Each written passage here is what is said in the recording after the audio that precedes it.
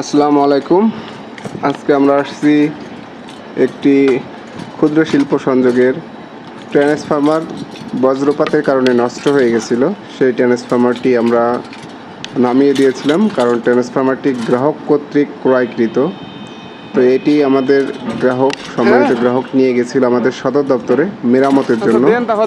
মেরামত শেষে আজকে নিয়ে আসছে। আমরা ট্রান্সফরমারটি উঠিয়েছি, স্থাপন করে দিয়েছি।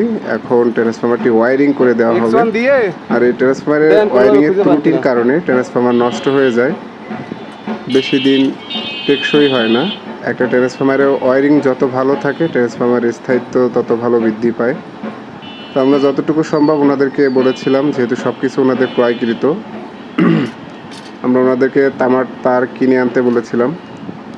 দুর্ভাগ্যবশত তাদের হয়তো মনে নাই বা তামার তার কিনে আনেনি, যার কারণে যেটা ছিল সেটা দিয়েই আমরা ওনাদের সংযোগটি দিয়ে দিচ্ছি। চেষ্টা করতেছি স্বয়ংসম্পূর্ণভাবে সম্পূর্ণ ভালোভাবে যাতে ওনার সংযোগটি দেওয়া যায়, যাতে পরবর্তীতে এখানে লুজ সংযোগ না পায় বা কোনো রকম ত্রুটি না হয়।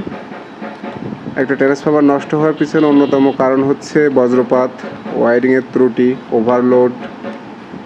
তো আমরা এই ট্রান্সফরমার ওয়ারিং শেষে ফিউজ দিয়ে গ্রাহকের বিদ্যুৎ সেবা নিশ্চিত করব।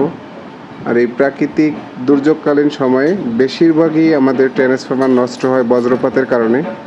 কারণ বর্তমান সময়ে আমাদের যে লাইটিং অ্যারেস্টারগুলো দেওয়া হয়, এগুলো খুব ভালো মানসম্মত হয় না, যার কারণে ট্রান্সফরমার নষ্টের হার দিন দিন বেড়েই চলেছে। আমরা যত ভালোভাবে ওয়ারিং করি না কেন, যত ভালো প্রপার গ্রাউন্ডিংই করি না কেন, ঠিক দুপুরবেলা উত্তপ্ত রোদ, আর এরই মাঝে আমাদের গ্রাহক সেবা নিশ্চিত করার লক্ষ্যে কাজ চলমান। একজন বিদ্যুৎ কর্মী ঠিক কতটা পরিশ্রমের পরে আসলে সম্মানিত গ্রাহকদের বিদ্যুৎ সেবা নিশ্চিত হয়, এটা হয়তো বা অনেকে অবগত নাই। যারা অবগত আছে তারা হয়তো বা বিদ্যুৎ কর্মীদেরকে যথাযথ সম্মানের সহিত কথা বলে। তবে কিছু সংখ্যক মানুষ ব্যতিক্রমী আছে, গ্রাহক পর্যায়ে যেমন আছে, আমাদের ভিতরে বিদ্যুৎ কর্মীদের ভিতরেও আছে।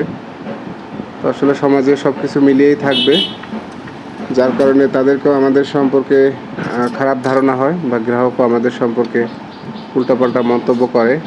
আর যারা বোঝে তারা তো আমাদেরকে যথাযথ সম্মানের সহিত কথা বলে। তো আমাদের ট্রান্সফরমারের মোটামুটি ওয়ারিং শেষের পথে। এখন আমরা যে বডি গ্রাউন্ডিংটা আছে, H2 বডি গ্রাউন্ডিংটা করে ইনশাল্লাহ কানেক্টর চেপে দিব।